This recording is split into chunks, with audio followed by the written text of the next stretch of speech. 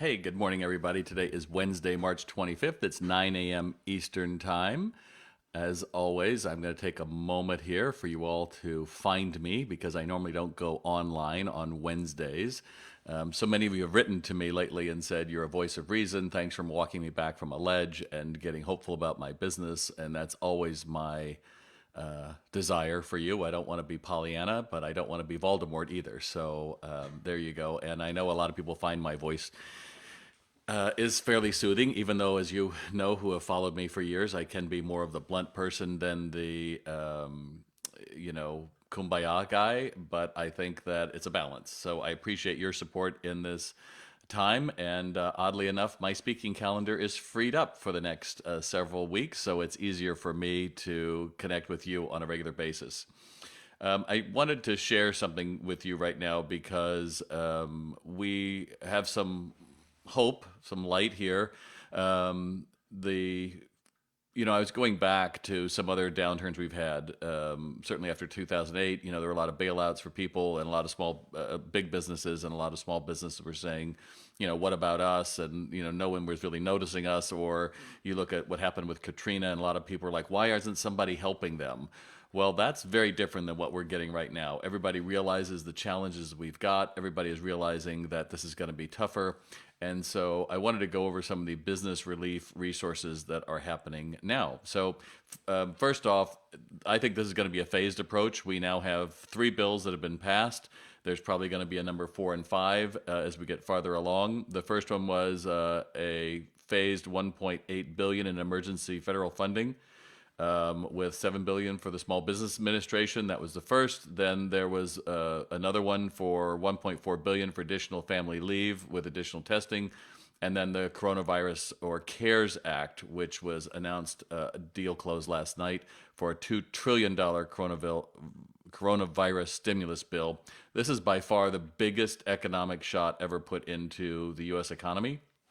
And I know a lot of you are watching from around the world as well, but we're seeing other governments are going to be picking up and modeling things that we are discovering in the States.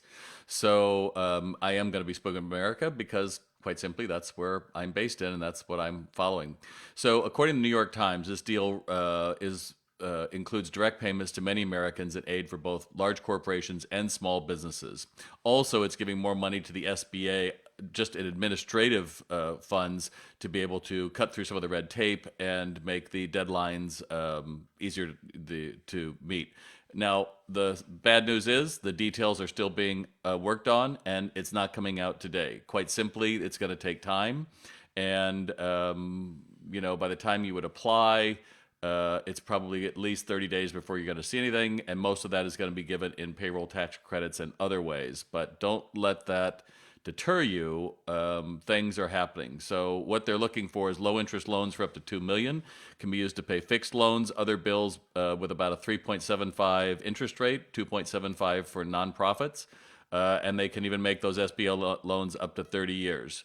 The terms are determined case by case basis. You can apply online, but don't just go and do that. You might as well just wait a minute, and because you're going to need documentation when you're there. And what they are absolutely encouraging you to do is talk to your local SBA office first, because some there might be one better for you than the other, and it could take them 3 to 4 weeks to close, and your funds are dispersed.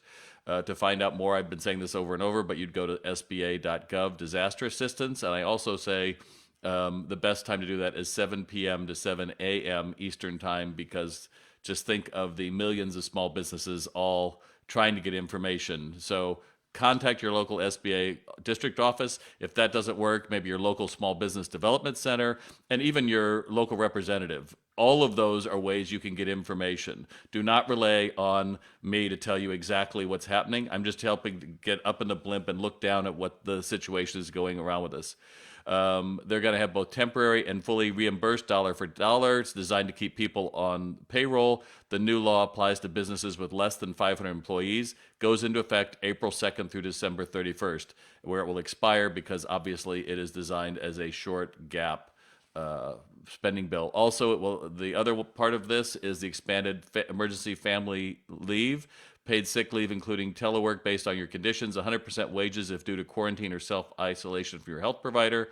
If they're caring for a family member, individual with a virus or child care, they can get 2/3 of pay. This paid sick time is in addition to any other leave the employee already, oh, excuse me, leaves the employer already provides.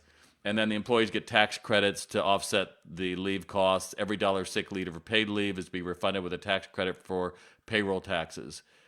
So that's kind of it. Those are the big things I wanted you to hear today.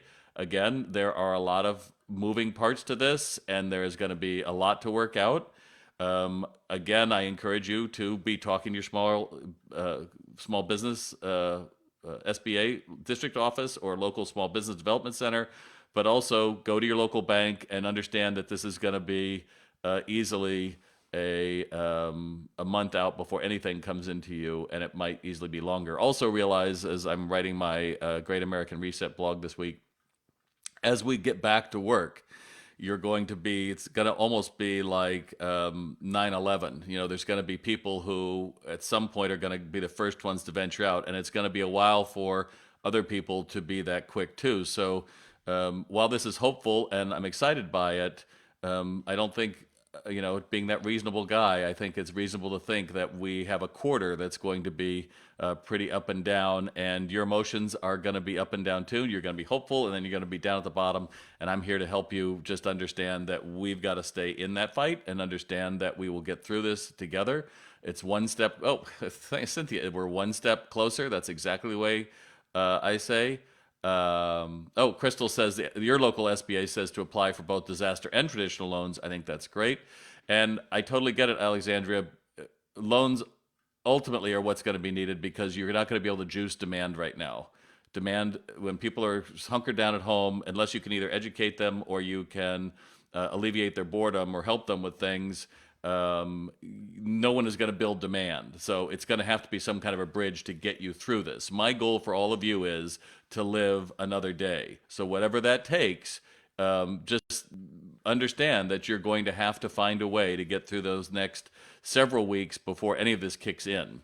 The more that you can think about it, oh, I love that. So Heidi says they're working with their local SBA and you can apply for funds. And if you qualify, you don't have to take them.